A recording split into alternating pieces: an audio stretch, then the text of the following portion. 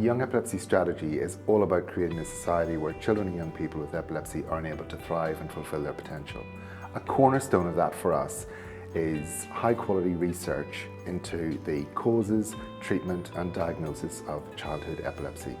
This technology can potentially transform the diagnosis of childhood epilepsy, and we're really excited to be launching it.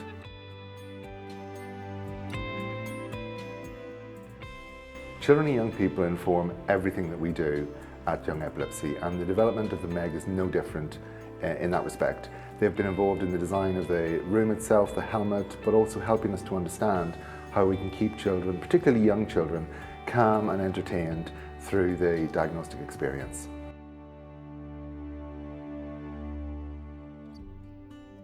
OPM-MEG is a new way of looking at electrical activity of the brain. We utilise it in research to look at the electrical activity, to look at networks within the brain, as well as looking at function of the brain, locating function, as well as where seizures the electrical activity may be pointing to where seizures come from when we're looking at surgical evaluation of children. OPM-MEG will give us a way of looking at the brain in more detail in a younger population and a more complex population than we were able to do before. So what OPM-MEG is going to allow us to do, undertake this investigation in a less intimidating way, hopefully widen it to a bigger population and therefore allow us to utilise it in more situations.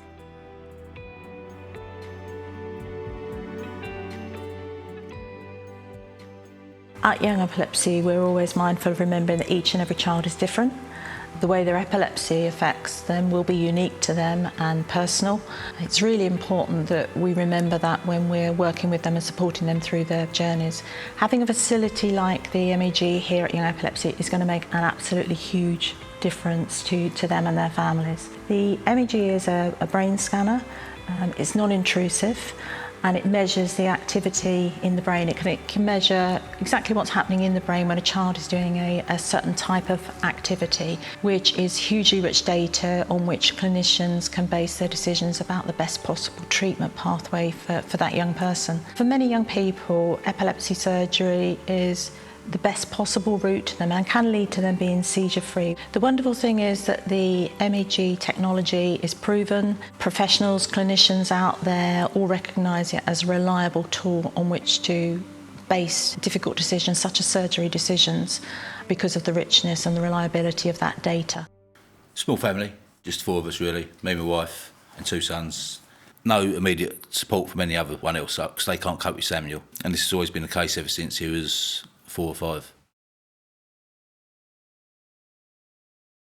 Samuel is a people person. He loves all family members. He's very friendly. He likes to be out and about. He likes to make us laugh by being goofy. You've seen how funny he is. We realised something was wrong when Samuel was 2.5. Yeah. He started having really strange moments. It took a long time for anybody to listen to us and to realise something was amiss.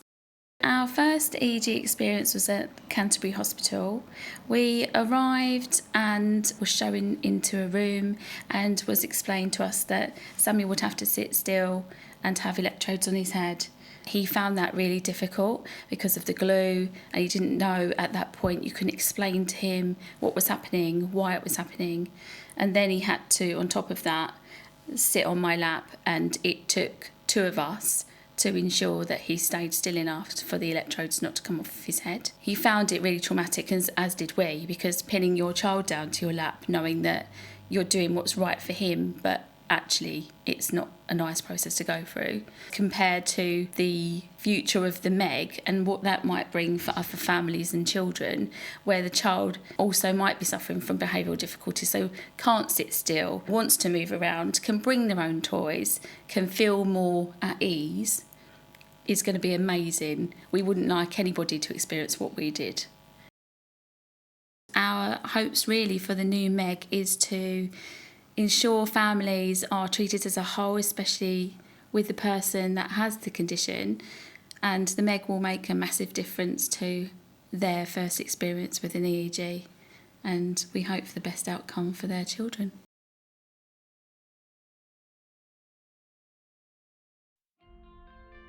work on the premise of putting the voice of the children and the young people at the centre of everything we do. And this OPM-MEG project has been no exception. However, we couldn't have achieved this without the input of all of our partners, and this has been a huge joint collaboration. Whether that's been from the voices of the children and the young people themselves, and the families, of course, together with the researchers, the scientists and engineers, the architects, builders, and the landscape gardeners, of course. It's the combination of everybody's skills, knowledge and expertise that's come together to make this a huge success. And we're so hugely grateful to all of you. Thank you.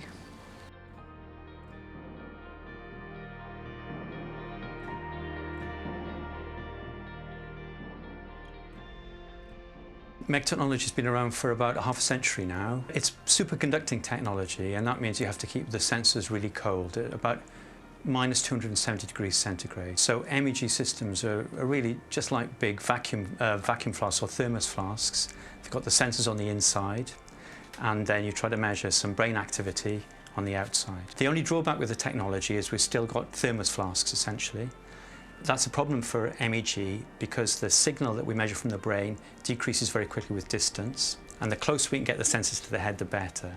But because everything's in this big thermos flask, we can't get heads very close, and that's especially a problem for people with smaller heads or people that move around a lot. So the great thing about OPM-MEG technology, and the thing that differentiates it from traditional superconducting MEG technology, is that it's not superconducting, which is really great for us because it's not in a thermos flask. So what's brilliant is that these things are now about the size of a Lego cube, and we can now mount these sensors directly onto the heads of participants, and it doesn't matter what size their heads are, we get the maximal sensitivity. And because they're relatively small and lightweight, people can move their heads around as we're scanning them. So we get all the advantages of conventional MEG, but we're not tied down to this one fixed system anymore, and we can start to study people with smaller heads who are moving around quite a lot. My original hypothesis became a reality at the Young Epilepsy Research Retreat, which brings together lots of different clinicians and scientists working on different aspects of epilepsy research. I shared my work on this new technology, and I was approached by Young Epilepsy to co-develop a project that would become the room that we are standing in front of now today.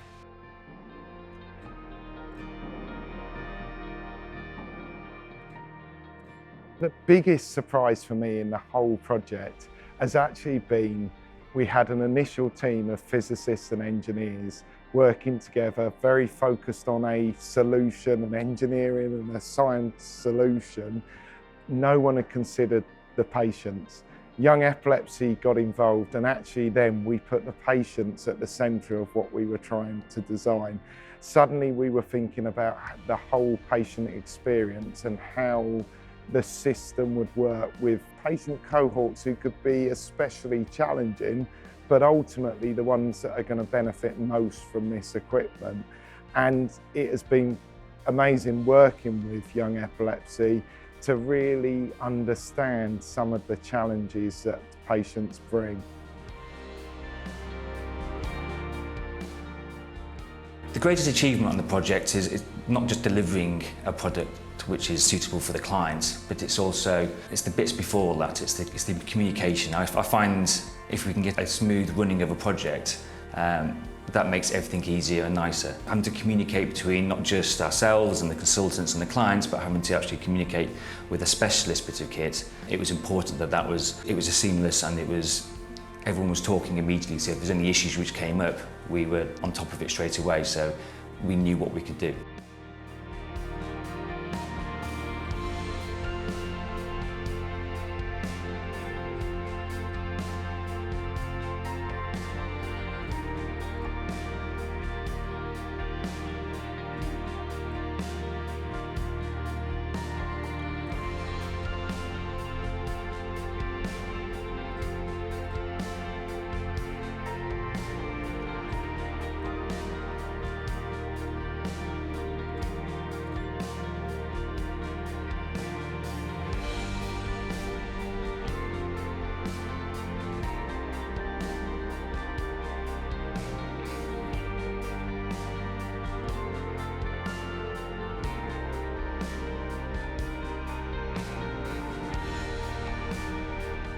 Partnership is a core value for us at Young Epilepsy.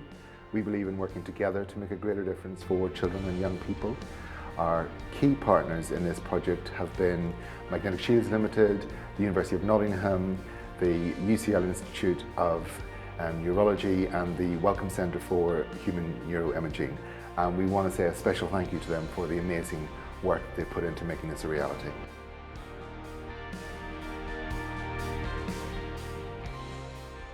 This project has only been made possible through the generosity of some of our donors. In particular, I want to mention Innovate UK and the Wolfson Foundation, who together have made a very substantial contribution to making this a reality.